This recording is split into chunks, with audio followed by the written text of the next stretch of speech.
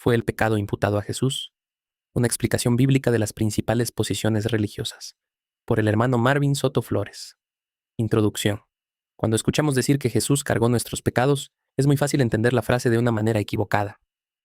Algunas personas llegan a pensar que, mientras estaba en la cruz, Jesús se convirtió literalmente en pecador, o que Dios tomó todos los adulterios, homicidios, mentiras, blasfemias y demás pecados cometidos por la humanidad, declaró a Jesús personalmente culpable de haberlos realizado, y después lo castigó como al mayor pecador de la historia. Pero, ¿eso es realmente lo que enseña la Biblia? Todos los cristianos que respetan las Escrituras están de acuerdo en varias verdades fundamentales. Jesús nunca pecó.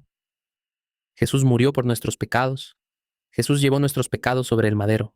Su muerte fue un sacrificio ofrecido voluntariamente. Por medio de su sangre podemos recibir perdón y reconciliación con Dios. Y Jesús resucitó venciendo la muerte. La discusión no consiste entonces en decidir si Jesús murió por nosotros. La Biblia lo enseña claramente. La discusión consiste en explicar qué significa que Jesús llevó nuestros pecados y qué quiso decir Pablo cuando escribió que Dios lo hizo pecado por nosotros.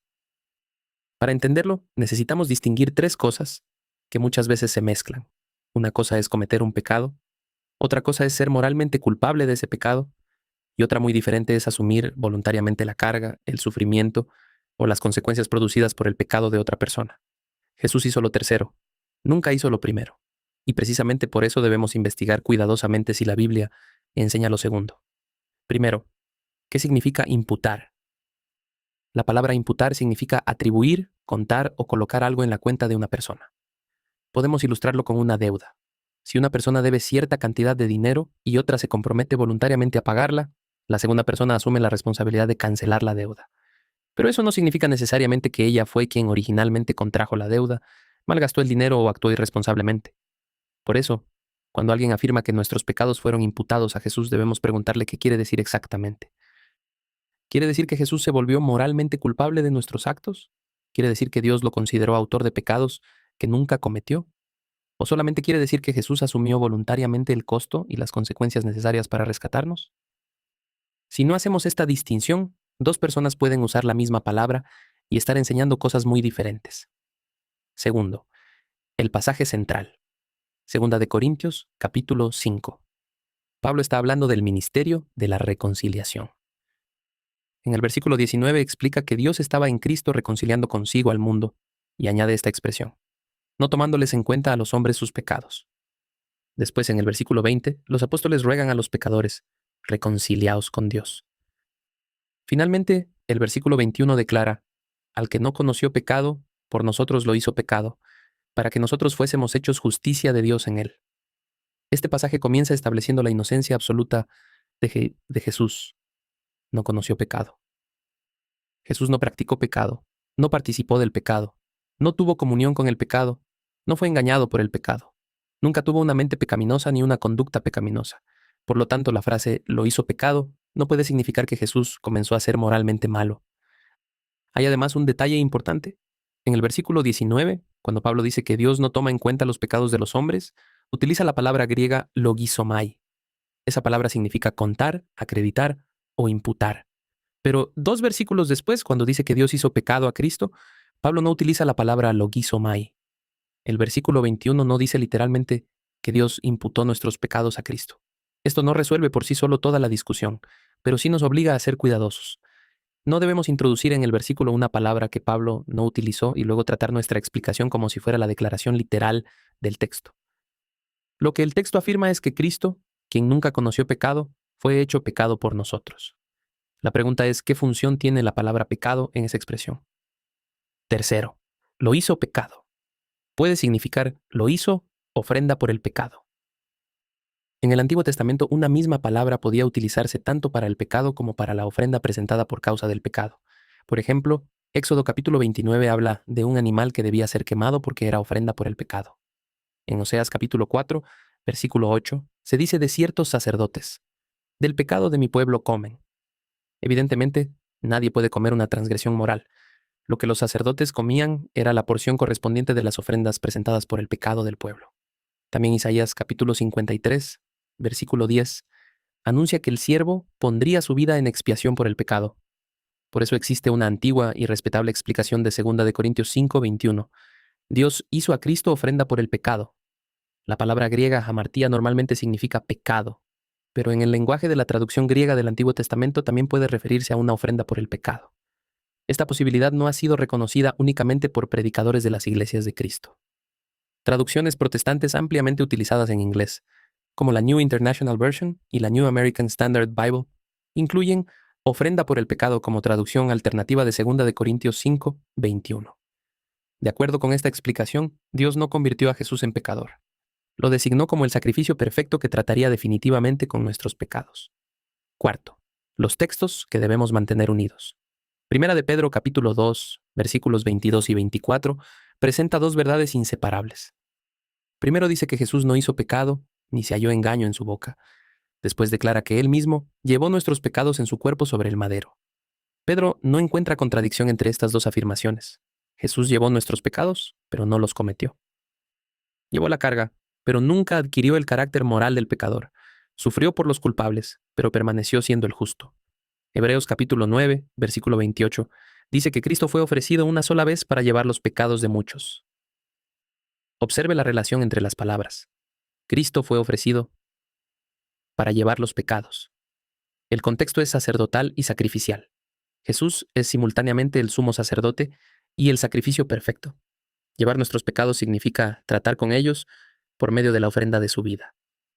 Isaías capítulo 53, versículos 5 y 6 declara: Mas él herido fue por nuestras rebeliones, molido por nuestros pecados. El castigo de nuestra paz fue sobre él, y por su llaga fuimos nosotros curados. Y después añade: Mas Jehová cargó en él el pecado de todos nosotros. La sustitución es real. Jesús sufrió por pecados que él no había cometido. Sin embargo, el mismo capítulo continúa llamándolo mi siervo justo. El versículo 11 dice que el siervo justo justificaría a muchos y llevaría las iniquidades de ellos. Por tanto, llevar las iniquidades no convirtió al siervo justo en un siervo injusto. Gálatas capítulo 3, versículo 13, utiliza otra expresión fuerte.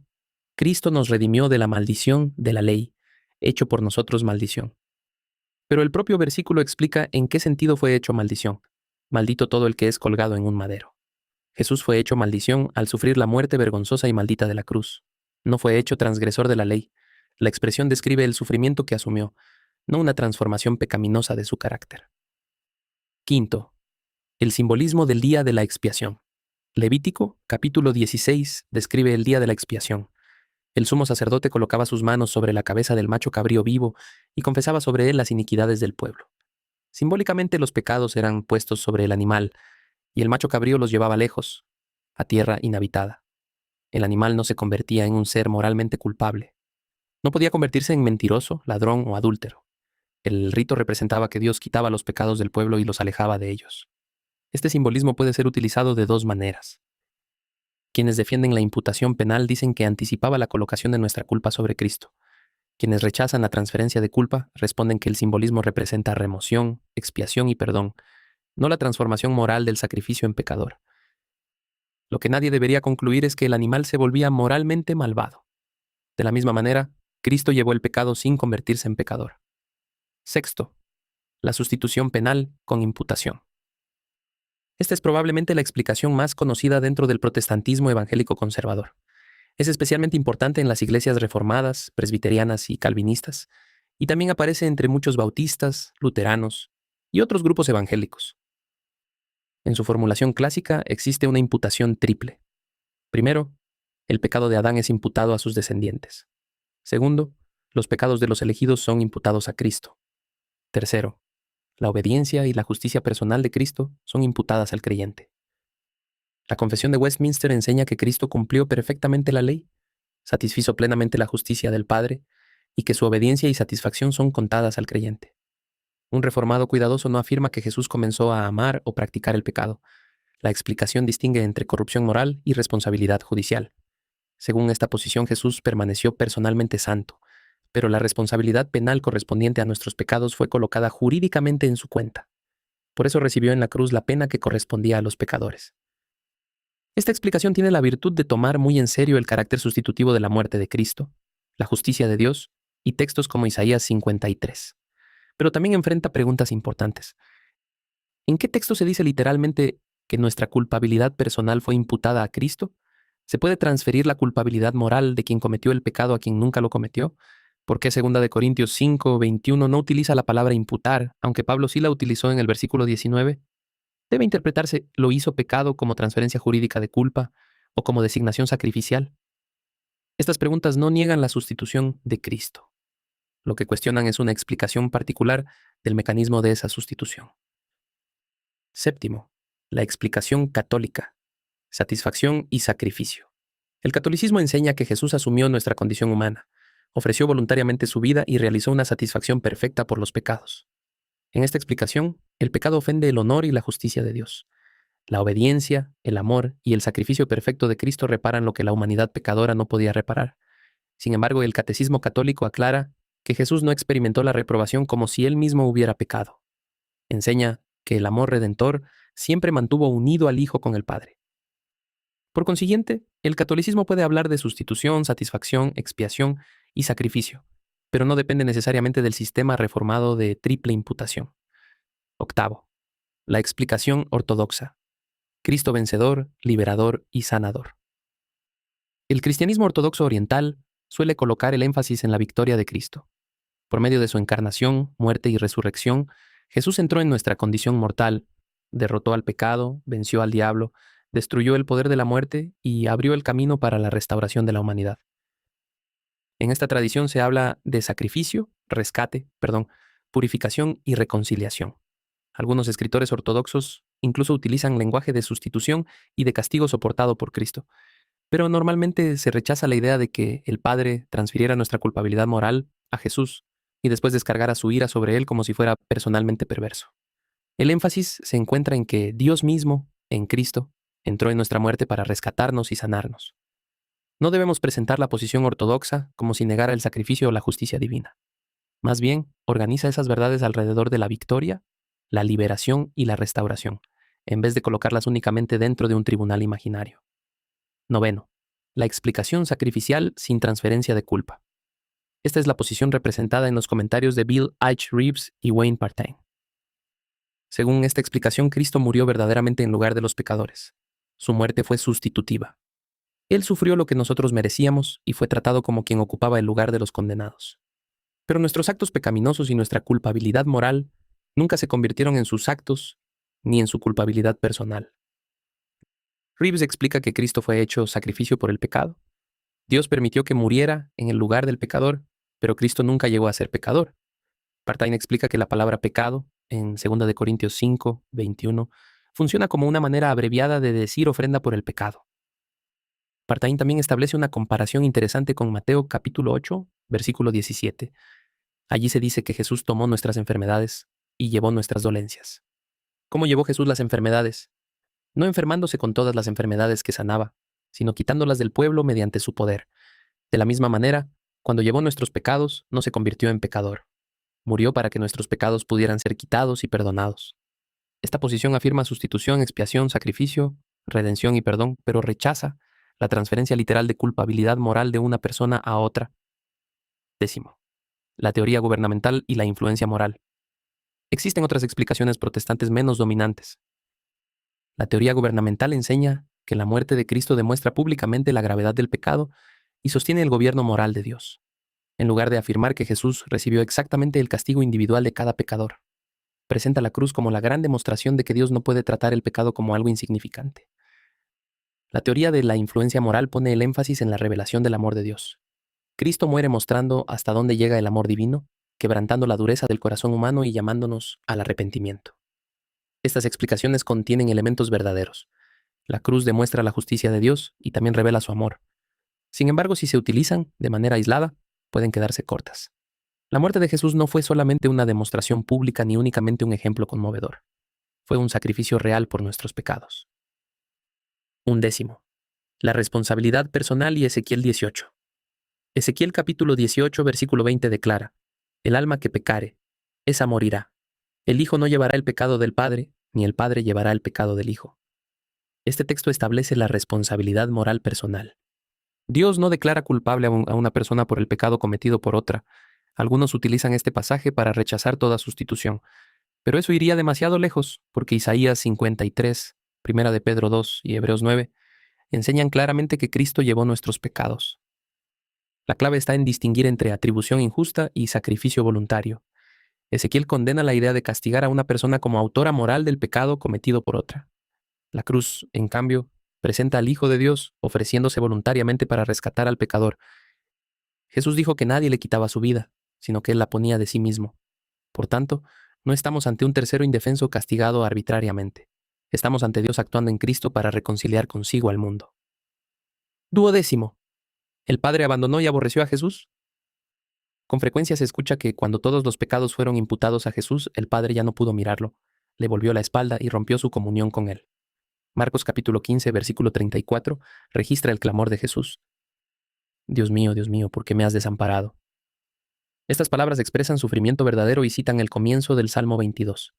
Pero el Salmo 22 no termina en abandono. Termina en vindicación, adoración y victoria. Además, antes de morir, Jesús dijo, según Lucas capítulo 23, versículo 46, Padre, en tus manos encomiendo mi espíritu. Todavía se dirige a Dios como Padre y se entrega confiadamente en sus manos. Segunda de Corintios 5, 19, tampoco dice que Dios se alejó de Cristo. Dice que Dios estaba en Cristo reconciliando consigo al mundo. La cruz revela el costo terrible del pecado y la profundidad del sufrimiento de Jesús. Pero la Biblia nunca dice que la Trinidad se desintegró, que el Padre dejó de amar al Hijo, o que Jesús perdió su santidad. El Hijo obedeció al Padre hasta la muerte, y el Padre recibió, vindicó y resucitó al Hijo. 13. ¿Qué explicaciones son las más populares? No existe una sola explicación aceptada de idéntica manera por todo el mundo religioso. Dentro del protestantismo evangélico conservador, la sustitución penal es probablemente la explicación más popular. La imputación estricta de nuestros pecados a Cristo es particularmente característica de la teología reformada y calvinista, aunque también aparece en otras confesiones protestantes. En el catolicismo predomina el lenguaje de satisfacción, sacrificio y mérito de Cristo. En la ortodoxia oriental predomina el lenguaje de victoria, liberación, sanidad, participación y restauración.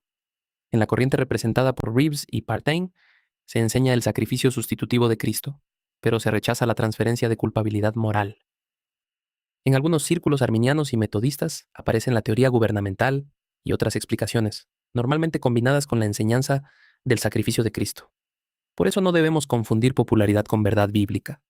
Una doctrina no queda demostrada porque la crea mucha gente, ni queda refutada simplemente porque la sostenga una denominación. La pregunta definitiva siempre debe ser, ¿qué enseñan las Escrituras, interpretadas dentro de su contexto y en armonía con todos los demás pasajes? 14. Lo que podemos afirmar con seguridad.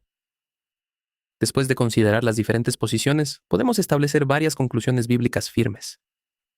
Primera conclusión. Jesús nunca fue pecador. Hebreos capítulo 4, versículo 15. Dice que fue tentado en todo según nuestra semejanza, pero sin pecado. Primera de Pedro capítulo 2, versículo 22. Afirma que no hizo pecado. Primera de Juan capítulo 3, versículo 5. Declara que no hay pecado en él. Segunda conclusión.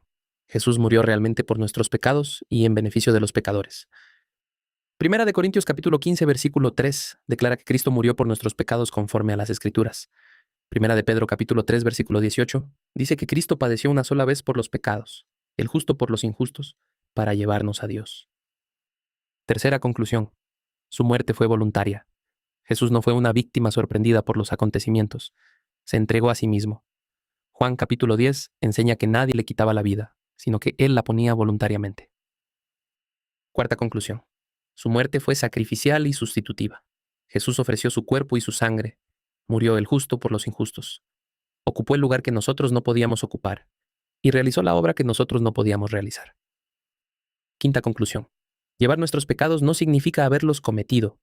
La Biblia mantiene simultáneamente la inocencia de Cristo y su función como portador del pecado. Sexta conclusión. Segunda de Corintios 5:21 no utiliza la palabra griega imputar. La interpretación ofrenda por el pecado tiene fundamento en el lenguaje sacrificial del Antiguo Testamento y es reconocida como posibilidad por traducciones bíblicas ampliamente utilizadas.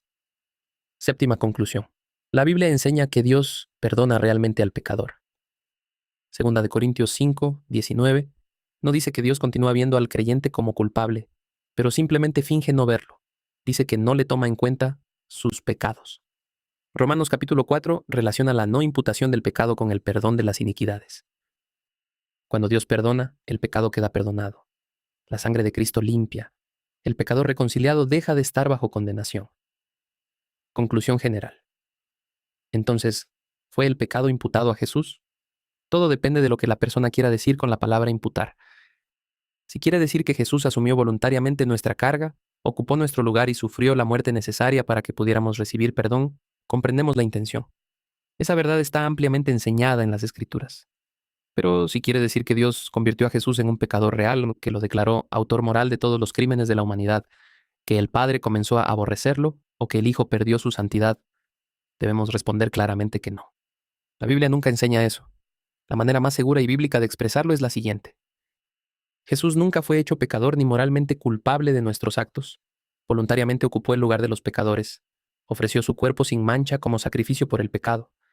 Soportó la muerte y el sufrimiento que el pecado había traído. Y mediante su sangre hizo posible que Dios perdonara, justificara y reconciliara a quienes obedecen el Evangelio. Cristo cargó nuestros pecados, pero no los cometió. Sufrió por los culpables, pero nunca dejó de ser el justo. Fue hecho maldición, pero nunca transgresor. Fue hecho ofrenda por el pecado, pero nunca pecador. Y precisamente porque permaneció santo, inocente y sin mancha, su sacrificio pudo quitar nuestros pecados. ¿Te gustaría recibir el estudio gratis? Mándame un mensaje por el medio en que lo estés viendo y con gusto te lo paso. Hasta la próxima.